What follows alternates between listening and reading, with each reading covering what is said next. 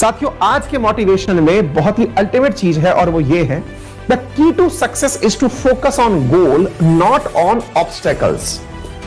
पढ़ाई के समय पर या दुनिया में जब भी आपको ग्रोथ करने का मन करे कि मैं इस दुनिया में कुछ आगे बन के निकलूंगा, तो आप अपने लक्ष्य पर फोकस करें, साथ में फोकस करें अपने गोल्स पर। और सबसे बड़ी गोल्स पर फोकस करते समय एक बहुत बड़ी जो दिक्कत आती है वो भी मैं आपको बताऊंगा, और ऑब्स्टेकल्स को नजरअंदाज करें। इस बात को थोड़ा गंभीरता से समझना काफी महत्वपूर्ण बात है। Focus on goals not on obstacles.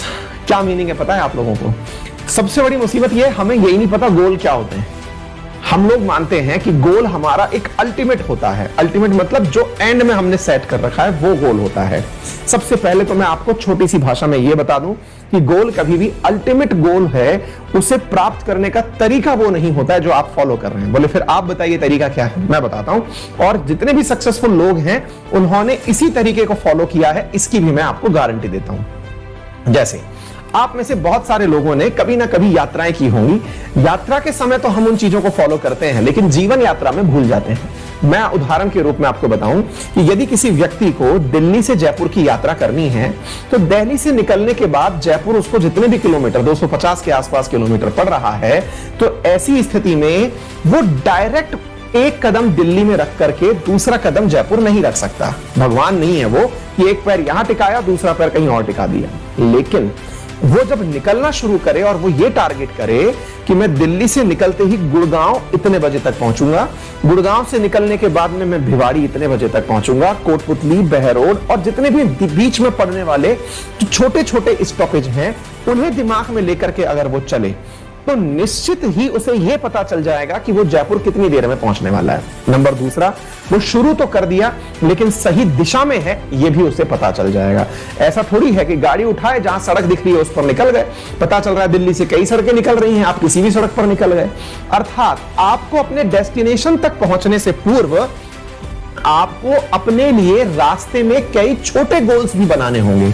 छोटे गोल्स का मतलब ये नहीं है कि यूपीएससी की तैयारी में निकले तो चलिए बैंक की नौकरी पहले निकाल लेते हैं। नहीं, आप यूपीएससी की तैयारी में निकले हैं, आपको पता है कि इस तैयारी का मतलब है 100% सिलेबस तैयार होना। 100% सिलेबस एग्जाम जब देने जाएं तब तैयार हो। लेकिन याद रखिएगा वो 100% एक दिन में नहीं होगा। आपको मंथली गोल्स बनाने होंगे, वीकली गोल बनाने होंगे, डेली गोल बनाने होंगे, ताकि आपको पता रहे कि आप रास्ते से नहीं भटके हैं। आप जैसे रास्ते में चलते हुए साइन बोर्ड्स देखते हैं कि ये रास्ता जयपुर की तरफ जा रहा है, ये रास्ता दिल्ली की तरफ जा रहा है, साइन बोर्ड आपको दिशा देता है।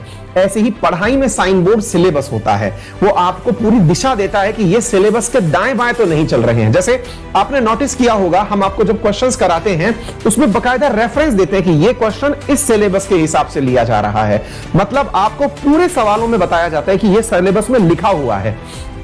एग्जैक्टली ऐसे ही आप जब पढ़ें तो पढ़ने से मतलब ये नहीं कुछ भी रोचक लग रहा है तो पढ़ लिए। यूट्यूब पर इतना ज्ञान है कि आप कई जन्म लेंगे तो भी खत्म नहीं होगा, इतना ज्ञान यूट्यूब पर पड़ा हुआ है।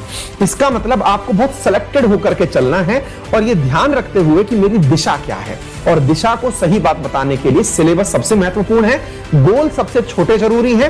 गोल को जितना हो सके सब छोटे छोटे टुकड़ों में तोड़ते लाइए। वो तो हुए गोल, आपका मंथली गोल हो, वीकली गोल हो, डेली गोल हो, उससे आप दिशा निर्धारित करिए। दूसरी बात, ऑब्स्टेकल्स के ऊपर भी जल्दी से खत्म कर देते हैं। ऑब्स्टेकल्स की बात समझना, और ये बहुत महत्वपूर्ण है साथियों। हम में से बहुत सारे विद्यार्थी ऐसे होते हैं, और मैं भी आप में से एक रहा हूं, जो कि पढ़ते समय ना हमको वो चीजें नजर आती हैं जो हमारे पास नहीं है। जैसे आप पढ़ने बैठे, आपने आज मन बना रखा था कि भाई मैं पेन से बढ़िया सुंदर सुंदर राइटिंग लिखकर पढ़ूंगा। पता चले आप पढ़ने बैठे, आपकी टेबल पर पेन ही नहीं है, वो वाला पेन गायब है जिससे आपको लिखने का मन था। अपना कई बार मन करता है ना, स्टूडेंट्स का क्या अपना ही तरह का मन होता है कि इस पेन से लिख के पढ़ना है, पेन ही गायब है साहब। अब पेन गायब है, आपका मूड एकदम खराब कि यार फुल मूड खराब हो गया। और वो ऐसा खराब होता है कि हम पूरा टाइम जो है ना वो या तो इसकी सर्चिंग में निकाल देते हैं या इसको लेने चले जाते हैं, दिशा से भटक जाते हैं। ऐसे ही आप पढ़ने बैठे, आज मैं बहुत बढ़िया वाला पढ़ूंगा, और अचानक पता चला कि भाई साहब बढ़िया वाला पढ़ने के लिए आपने बत्ती बत्ती जलाई, पंखा वंखा चलाया, शानदार तरीके से बैठे थे, आप कुर्सी पे बैठे, इतनी देर में लाइट चली गई। ओ माय गॉड, जैसे ही लाइट गई अचानक फीलिंग है, अरे यार ये भाई साहब किस्मत ही नहीं है कि मैं पढ़ूं। क्यों भाई, लाइट को पता है क्या कि साहब बैठ के पढ़ने वाले हैं? बहुत सारे दुनिया के काम अटक गए होंगे यार, कई ऑपरेशंस भी हो रहे होंगे इस समय पर, पता नहीं क्या क्या हो रहा होगा। आपकी पढ़ाई के लिए थोड़ी ना पूरी सृष्टि जो है वो आपके खिलाफ कार्य करने के लिए लगी हुई है। हम में लेकिन ये मुसीबत होती है। मेरा आज भूगोल मतलब ज्योग्राफी पढ़ने का मन है, मैं किताब के लिए बैठा, अचानक याद आया शिट यार वो तो मेरा दोस्त लेके चला गया था, अब मैं क्या करूं, आज की पढ़ाई कैंसिल। ये जो मनोस्थिति है इसे सुधारिए।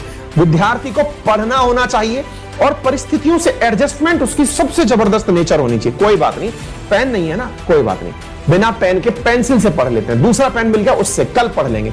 मन को अकोमोडेट करिए, इतने रिजिड मत बन जाइए कि आपको पढ़ने में मुसीबतें आने लग जाएं। ये बहुत ही प्रैक्टिकल और बुनियादी बात बता रहा हूं। यदि आपके साथ भी ऐसा होता हो तो जरूर इस दूरी से बाहर निकलिए और पढ़ने पर फोकस करिए। चलिए